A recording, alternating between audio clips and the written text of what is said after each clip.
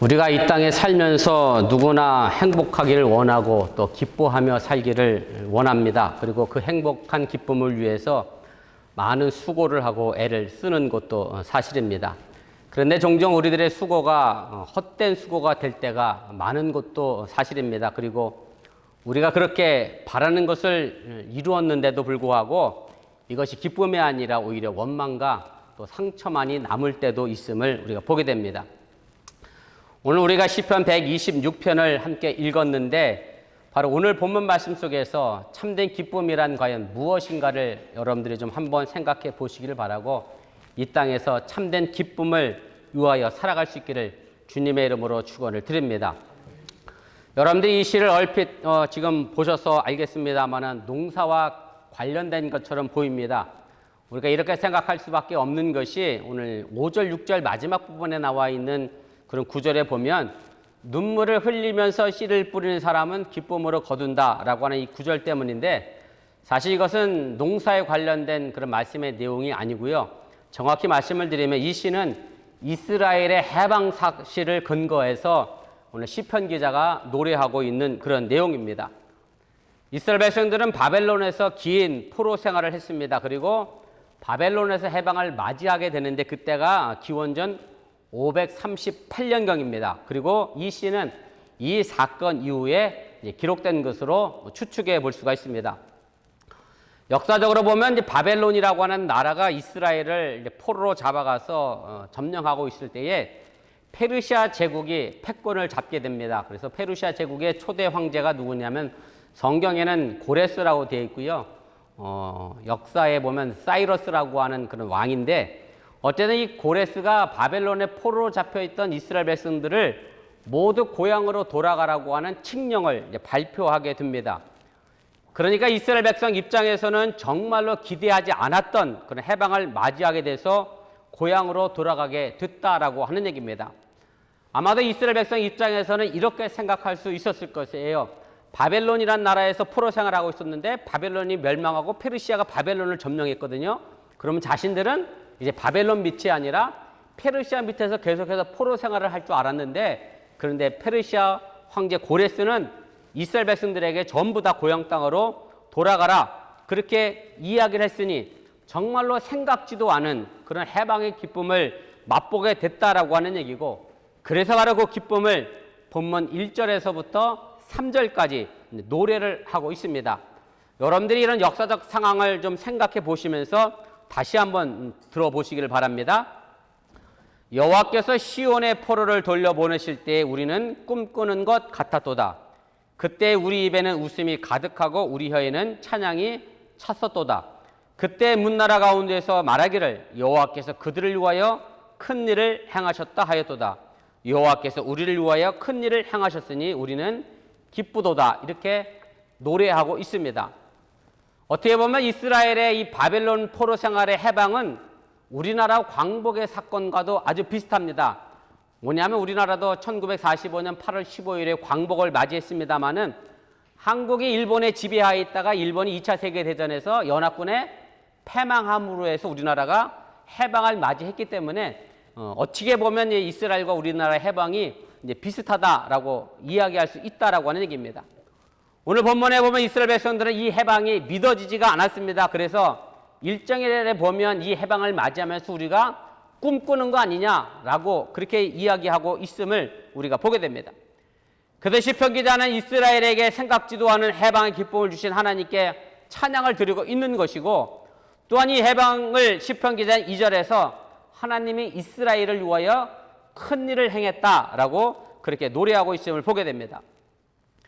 바벨론이라고 하는 이 포로 생활은 이스라엘 백성들에게 커다란 충격과 깨달음을 주게 되는 그런 사건입니다.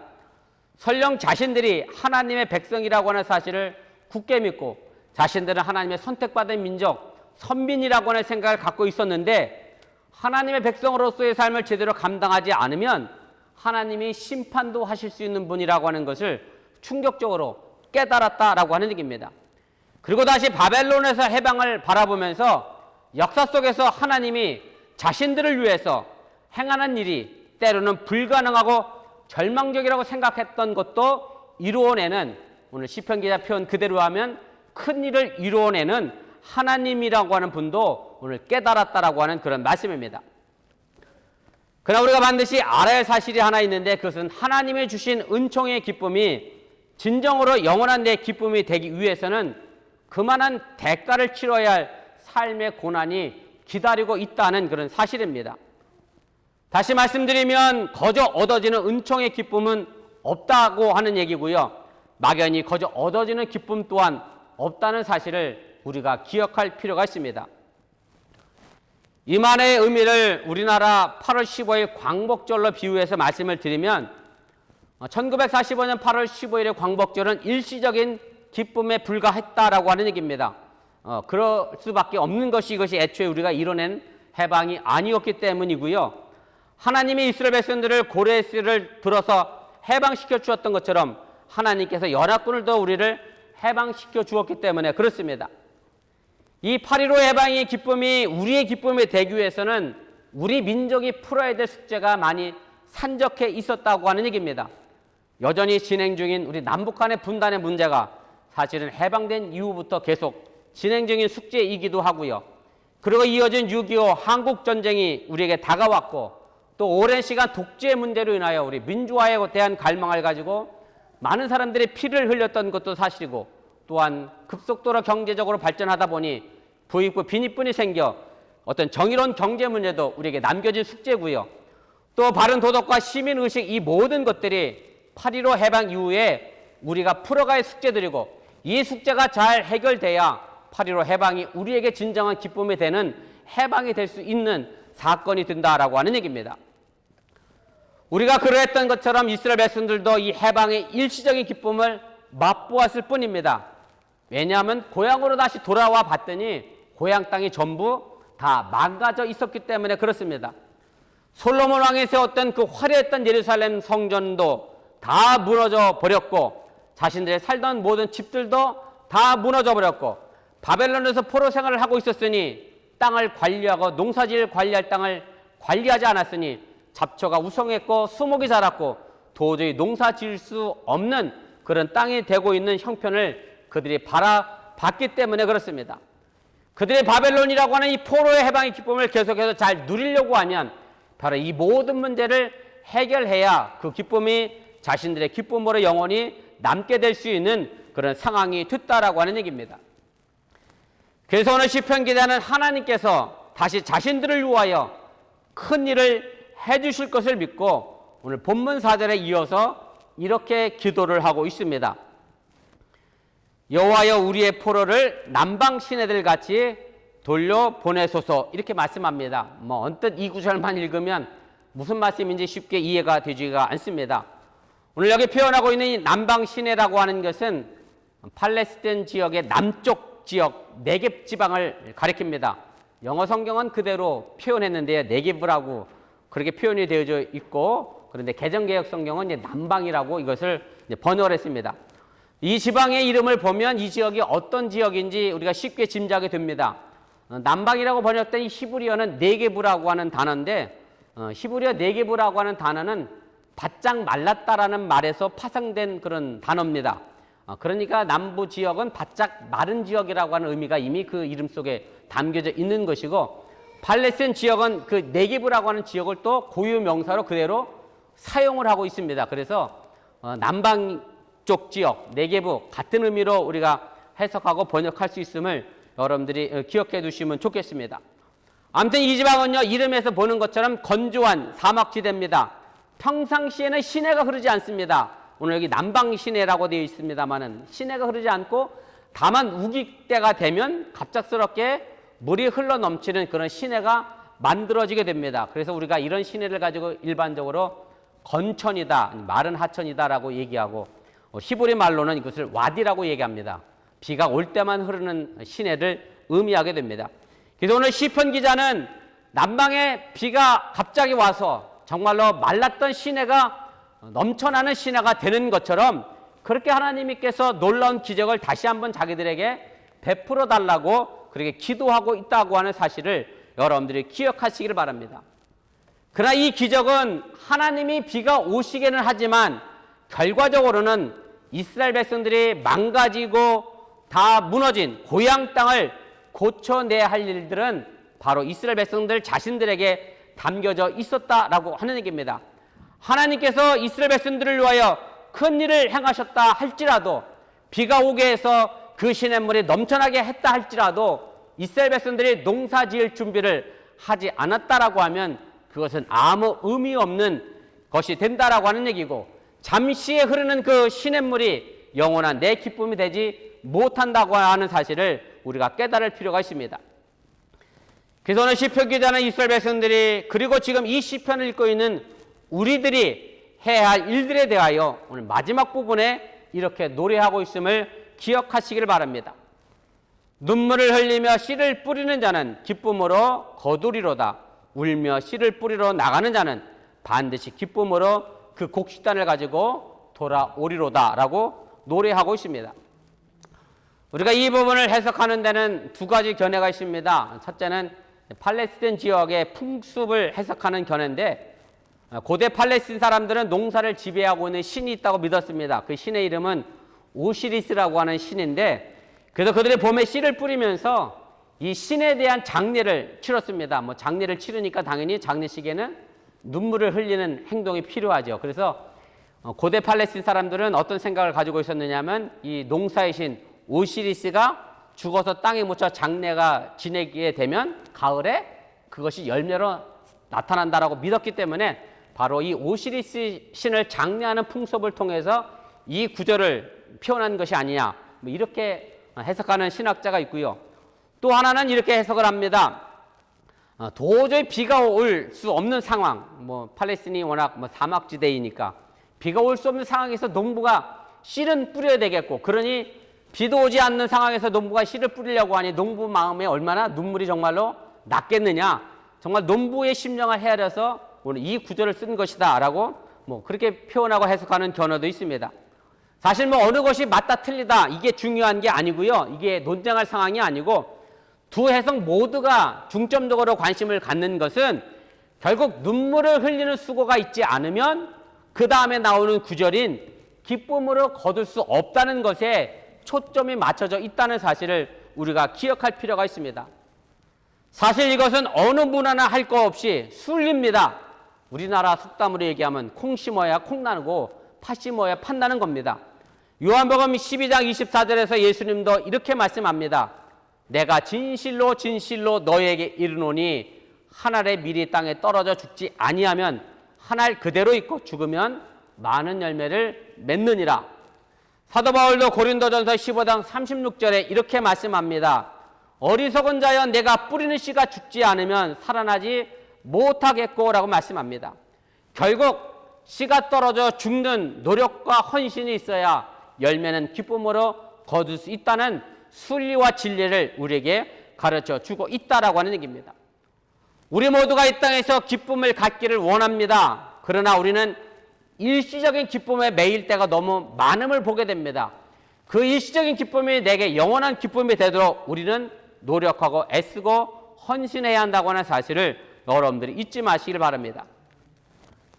우리가 쓰는 단어 가운데 쾌락이라고 하는 단어가 있습니다. 이 단어의 사전적 의미를 제가 봤더니 감성의 만족이나 욕망의 충족에서 오는 유쾌한 감정이다, 이렇게 표시가 되어 있습니다. 그래서 쾌락은 일시적인 기쁨입니다. 영어 성경에서 이 쾌락이 영어 단어로 뭐라고 번역되나 봤더니 플레저라고 하는 단어로 썼더라고요. 그런데 깊은 곳에서 우러나오는 기쁨을 가지고 영어는 조이라고 하는 단어로 표현을 합니다. 쾌락에는 사실 땀을 흘릴 필요가 없습니다. 쾌락은 그저 내가 그 쾌락을 느끼기 위하여 움직이고 활동하고 즐기면 되는 거지, 그 쾌락을 위해서 내가 땀을 흘릴 필요가 없다라고 하는 얘기입니다. 제가 이렇게 말씀드리면 가끔 제게 또 반론으로 이렇게 말하는 분들이 계세요. 무슨 얘기냐면, 어떤 사람이 도박을 굉장히 즐겨하고 좋아해.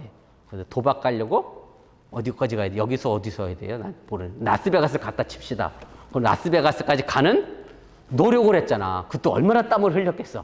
또 돈을 따려고 얼마나 또 열심히 진땀을 흘렸겠어. 그래서 나도 나름대로 막 쾌락을 즐기기 위해서 땀을 흘렸다, 뭐 얘기할 수 있겠습니다만은, 뭐 그런 땀은 우리가 땀이라 말할 수 없다고 하는 얘기고, 진정한 어떤 노동의 가치를 의미하는 땀을 의미하는 것임을 여러분 생각하시고 오해 없기를 부탁을 드립니다.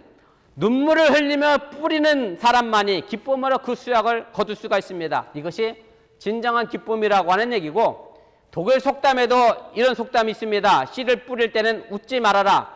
그렇지 않으면 거둘 때 울어야 한다라고 하는 말이 있음을 보게 됩니다. 한 알의 씨가 떨어져 썩어야 많은 열매를 거둘 수 있는 것처럼 고난과 역경의 삶은 참된 기쁨의 바로 필수라고 하는 사실을 여러분들이 기억하시기를 바랍니다. 우리가 정말 기쁠 때 하는 말이 있습니다. 통쾌하다라는 말을 합니다. 이 통쾌라는 단어가 참 깊은 의미가 있는 단어인 것 같아요. 한문으로 보면 이렇게 돼 있어요. 아플 통자와 쾌락 쾌자를 씁니다. 아플다라고 하는 것과 기쁘다라고 하는 말이 같이 만들어진 단어가 통쾌인데, 그래서 이 통쾌를 그대로 직역하면 아픈 기쁨이다라는 말이 됩니다. 다시 말씀드리면 큰 기쁨일수록 우리에게는 아픔이 따랐다는 것을 의미하게 됩니다. 많은 사람들이 행복을 바랍니다. 행복은 기쁜 겁니다. 그러나 거저 얻어지는 행복은 없다고 하는 얘기고, 거저 얻어는 것이 있다고 하면 그것은 행복이 아니라 행운입니다. 그래서 행복과 행운은 우리는 분명하게 구별하고 판단할 수 있는 능력을 가져야 한다는 것을 여러분들이 잊지 마시길 바랍니다. 우리는 참된 기쁨을 위해서 기꺼이 걱정하고 근심하고 고민하고 수고해야 하고 아파해야 합니다. 이런 과정이 있어야 우리는 참된 기쁨, 영원한 기쁨을 누릴 수가 있음을 여러분들이 잊지 마시기를 바랍니다. 그래서 요한복음 16장 21절에서 예수님이 이것을 가지고 해산하는 여인의 비유를 들어 우리에게 말씀해 주고 계십니다. 여자가 해산하게 되면 그때가 이르렀으므로 근심하나 아기를 낳으면 세상에 사람 난 기쁨으로 말미암아 그 고통을 다시 기억하지 아니하느니라. 이것이 정답입니다. 모든 기쁨에는 통증이 있습니다. 그래서 기쁨의 씨는 눈물입니다. 고난과 아픔이 크면 기쁨도 그만큼 크다는 말씀입니다. 갈라디아서 6장 7절에서 사도 바울은 사람이 무엇으로 심든지 그대로 거둔다라고 분명하게 말씀하고 있음을 기억하시기를 바랍니다. 수고와 땀과 고난의 씨앗을 심은 만큼 그 기쁨의 열매도 우리에게 다시 반드시 돌아온다라고 하는 그런 말씀입니다. 그래서 지금 우리는 무엇보다도 눈물의 기도를 드려야 합니다. 다시 말씀드리면 내가 가지고 있는 문제를 가지고 야곱처럼 하나님과 씨름하시기를 바랍니다. 그래야 내가 가지고 있는 눈물을 기쁨으로 만들어갈 수 있다라고 하는 얘기입니다. 가끔 사업장이나 혹은 직장이나 가정의 문제를 두고 또 자녀의 문제를 두고 걱정하는 신앙인들을 제가 만나게 됩니다. 제가 이렇게 말씀을 드리는 것은 문제가 있으면서 기도하지 않는다는 말씀입니다.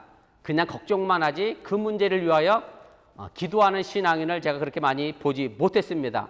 다시 말씀드리면 절실함이 없다고 해도 틀리지가 않습니다. 제가 코로나 때문에 신방하지 못한 지가 벌써 2년이 넘었는데 신방 가서 기도 제목 있습니까? 이렇게 물으면 저희 집은 기도 제목이 없습니다. 이렇게 말씀하시는 분이 가끔 계세요. 그래서 제가 이렇게 생각해요. 정말로 아무 문제 없이 참 행복하게 사나 보다라고 생각할 수도 있지만 반대로 이분에게는 절실함도 없구나. 내가 하나님 앞에 바로 서고자 하는 마음도 없구나 라고 하는 생각이 들 때도 있습니다. 기도 없이 막연하게 교회 생활을 하려고 하는 사람이 적지 않게 교인들 가운데 있다라고 하는 얘기입니다. 제가 토요일마다 여러분들의 이름을 부르면서 기도를 합니다. 여러분들의 이름을 부르고 여러분들의 자녀 이름을 부릅니다. 우리 집사람이 저한테 가끔 이런 얘기를 해요. 당신은 이름은 잘 기억하는데 그 사람의 형편가치는 잘 모르는데 전 이름은 잘 기억합니다. 어쨌든 이름은 잘 기억해도 제가 여러분들을 위해서 기도합니다. 그런데 여러분들 자녀들의 이름을 불러가며 기도하는데 정작 여러분들은 내 이름을 불러가며 여러분들의 남편을 불러가며 여러분들의 자녀 이름을 불러가며 얼마나 기도하고 있는지도 한번 이 시간 좀 생각해 보시고 제가 또 사뭇 궁금해서 이 말씀을 제가 드립니다. 꼭 기도하시기를 바랍니다. 그래야 우리는 기쁨의 열매를 거둘 수 있음을 또한 여러분들이 믿으시기를 바랍니다. 오늘날의 교회와 기독교인들이 욕을 먹는 이유가 있습니다. 가장 중요하고 핵심적인 것은 제 생각엔 그렇습니다. 세상과 교회가 똑같기 때문에 욕을 먹습니다. 똑같아서 욕을 먹어요. 교회는 뭔가 좀 달라야 되는데 세상과 똑같아서 욕을 먹고요. 다시 또 이야기하면 세상 사람들과 교인들이 똑같아서 욕을 먹습니다. 왜냐하면 세상 사람들은 교인들은 그래도 우리보다 좀 나아야 한다고 생각하는데 똑같아서 욕을 먹고 또 심지어는 이렇게도 얘기합니다. 교회 다니는 사람들이 더 지독하다는 말도 듣습니다. 어쩌면 똑같지도 못하고 더 나쁘다라고 하는 얘기인데 그런 안타까운 현실의 신앙의 모습을 우리가 보게 됩니다. 그저 우리가 세상 사람들처럼 세상의 일로 기쁨을 찾는다고 하면 이것은 기쁨이 아니라 쾌락일 수밖에 없음을 여러분들이 기억하시기를 바랍니다. 제가 앞서 기쁨이라고 하는 영어 단어를 조이라고 말씀을 드렸는데 혹 기회 되면 여러분들 이 책 한번 보시면 참 좋을 것 같아요. 조정민이라고 하는 분이 쓰신 책인데 이분이 원래 예수 믿던 사람은 아니고 경향신문에 취직했다가 MBC 부사장으로 퇴직하신 분인데 이 사람의 부인이 열심히 교회 다녀서 이 사람이 도대체 뭐에 푹 빠져서 저렇게 교회 다니나 감시하러 다니다가 이 사람이 교회를 다니기 시작하다가 결국 신학까지 공부한 그런 사람입니다. 왜 예수인가라고 하는 책인데 왜 자기가 그 모든 것 버리고 예수를 믿게 됐는지에 관련된 이야기를 일종의 신앙 간증처럼 쓴 그런 책입니다. 근데 이 책에서 이 조이라고 하는 영어 단어를 이렇게 풀어 했어요. 죄송합니다. 좋지 못한 발음입니다만 제가 한번 그대로 한번 읽어보겠습니다. Jesus overflow you 이렇게 해놨습니다. 이미 아시겠지만 뜻을 풀이한다고 하면 예수님이 우리 안에 흘러 넘치는 게 뭐냐면 조입니다. 이게 진짜 영원한 기쁨이라고 하는 얘기고요. 바로 이것이 우리 기독교인이 가져야 될 진정한 기쁨임을 여러분들이 믿으시기를 바랍니다. 사실 우리가 신앙생활하면서 예수님 안에서 이런 기쁨을 누리지 못하고 있는 분들을 우리가 보게 됩니다. 우리의 기쁨의 차원을 사실은 좀 넘어설 필요가 있습니다. 그저 예수님 없이도 누릴 수 있는 세상의 쾌락을 따라 살아가는 삶이 아닌지 아니면 내 삶이 정말로 예수님 때문에 기뻐하는 삶을 살아가고 있는지 우리들 스스로가 돌아볼 필요가 있다라고 하는 얘기입니다. 바로 이런 삶을 보여준 분이 저는 사도 바울이라 생각합니다. 바울은 예수를 만난 이후에 세상적인 기준으로 보면 말할 수 없는 고난의 길을 걸어갑니다. 바울은 가말리아라고 하는 사람 밑에서 공부를 했습니다. 최고의 공부를 했습니다. 로마의 시민권도 가지고 있었습니다. 돈도 있었습니다. 최고의 권력과 명성을 가지고 살아갈 수 있는 사람이었는데 예수를 만나고 난 이후에 그 모든 것들을 배설물같이 버렸다라고 말합니다. 쓰레기를 버리면서 아까워할 사람은 한 사람도 없습니다. 그리고 예수 안에서 이 사도 바울은 참된 기쁨의 가치를 발견하고 세 차례의 전도 여행을 다닙니다. 그러면서 많은 눈물의 씨앗을 뿌렸고 그 결과 지금 우리가 예수 안에서 그 열매를 거두고 있음 또한 여러분들이 믿으시기를 바랍니다.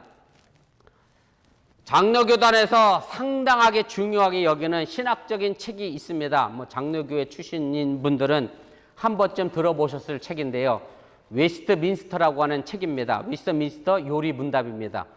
그러니까 웨스트민스터라는 사람이 요리하는 법을 기록한 책인가? 이렇게 오해하시면 안 되고요. 요리에 관련된 책은 아니고 요리가 한문이라 좀 그렇게 되어 있습니다. 요리는 한문으로 보면 중요한 원리라는 뜻을 가지고 있습니다. 그래서 세례를 주고받는 교리에 관련된 질문하고 답하는 책이 요리 문답입니다. 그래서 그 문답지 제1조가 이렇게 되어 있어요. 제일 첫 번째 질문입니다. 인간의 제일 되는 목적이 무엇입니까? 사람이 창조 목적이 뭐냐라고 하는 질문이고 그리고 그 질문에 대한 답이 무언가 하면 이렇게 됩니다. 하나님을 영화롭게 하고 그분을 위하여 즐거워하는 것입니다. 다시 말씀드려 하나님을 기쁘게 하는 것이 우리 인간의 창조 목적임을 요리 문답에서는 이야기를 합니다. 혹시 애완동물을 키우는 가정이 있을 텐데 여러분들 그 애완동물을 통해서 여러분들이 무슨 이익이 있는지 한번 생각해 보시길 바랍니다. 제가 알기로는 고집사님네 개를 키우는 걸로 알고 있고 김정리 집사님네는 죽어다 기르는 고양이가 있는 줄 알고 있고 여러분 한번 생각해 보세요. 개를 왜 키우시고 고양이를 왜 키우세요? 개 키우면 한비가 수학 문제를 잘 푸나요? 고양이 키우면 민정이가 대학을 좋은 데 가나요? 그렇다고 내가 개 고양이 키운다 해서 하늘에서 돈이 떨어지나? 금덩이가 떨어지나? 사실은 이 개 고양이 키운다고 해서 내게 득될 게 별로 없어요. 여러분들 되게 고생하신다니까. 내 허지싸님은 하다못해 사람 써서 내가 개 산책하는 것도 봤다니까. 내가 산책 못 시키니까 우리 개 한번 산책시켜주면 내가 시간당 얼마 줄게. 이랬다니까. 개 키우면 돈 들지. 나 또 깜짝 놀랐어. 개 데리고 병원 가니까 이게 보험 처리가 또 안 된다면서요? 어휴, 사람 수술비보다 더 많이 막 돈을 내대. 그래서 어떤 분이 그랬대. 내가 밤에 야근하는 게 얘 병원 가려고 하는 야근하냐? 어떤 분이 그랬다는데. 개 키우면요, 똥 치워야지, 오줌 치워야지, 산책시켜줘야지, 먹여줘야지, 목욕시켜줘야지. 어찌 보면 더 귀찮고 힘든데 왜 그럼 도대체 애완동물을 키우느냐? 뭐 이유는 간단합니다.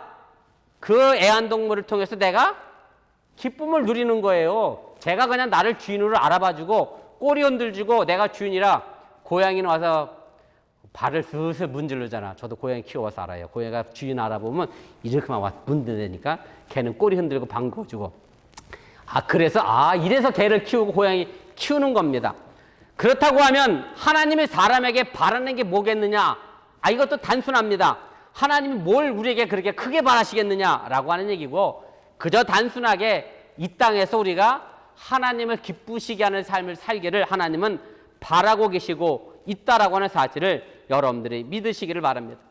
만약 우리의 인생이 이 땅의 삶이 전부라고 하면 우리는 굳이 예수님을 알 필요도 없고 예수님이 약속하신 하나님의 나라도 소망할 필요가 없습니다. 그저 이 땅에서 잘 먹고 잘 살면 됩니다. 세상의 쾌락만 쫓아가며 살면 됩니다. 제가 지난주인가 카푸어에 관련된 글을 하나 봤어요. 우리나라 사람이에요. 미국 사람이 아니고 한국에서 포르쉐를 탄대요. 1억 얼마짜리 차를 탄대. 그래서 할부를 얼마를 붓느냐면 한 달에 238만 원씩 분대. 그래서 이 사람이 그 할부 238만 원을 부려고 어떻게 살겠어요? 좋아하던 술도 끊고 담배도 끊고 하루에 라면 2번 먹으면서 이 할부를 푼대. 이 사람 월급이 238만 원 얼마래.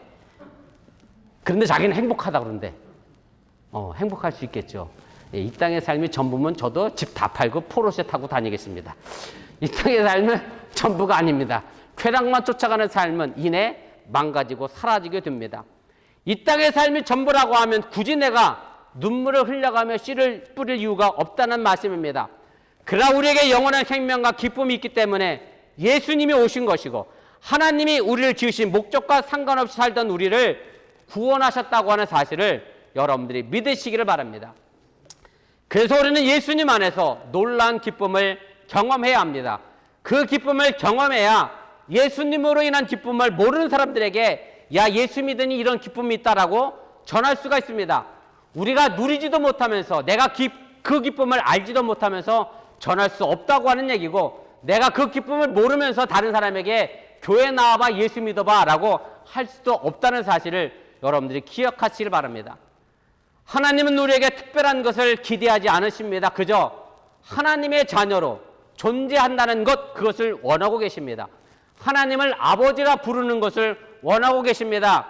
그러다가 가끔 하나님을 사랑한다, 존경한다 라고 말하는 것으로 충분하고, 더 나아가면 하나님을 기쁘게 하면 하나님은 정말 우리를 바라보시며 좋아하신다는 사실을 여러분들이 믿으시기를 바랍니다. 이제 여러분들이 씨를 뿌리러 나가시기를 바랍니다. 막연하게 기다리면 우리가 꿈꾸고 하나님이 바라시는 온전한 그리스도의 몸된 교회를 이룰 수가 없습니다. 씨를 뿌려야 합니다. 뿌리지도 않은 씨에서 열매가 나올 수가 없기 때문에 그렇습니다. 예배의 씨를 뿌리시고 기도의 씨를 뿌리시고 말씀의 씨를 내 마음에 이웃에게 뿌릴 수 있기를 주님의 이름으로 부탁을 드립니다. 어찌 보면 이 씨는 우리 자신입니다. 내가 죽지 않으면 새로운 열매가 생기지 않습니다. 참 기쁨도 존재하지 않습니다. 바라기는 이 가을에 우리 어본교회와 여러분들이 많은 씨를 뿌리시고 많은 기쁨을 누리시고 무엇보다 예수 안에 흘러넘치는 기쁨을 누릴 수 있기를 주님의 이름으로 간절히 축원을 드립니다. 우리 기도하겠습니다.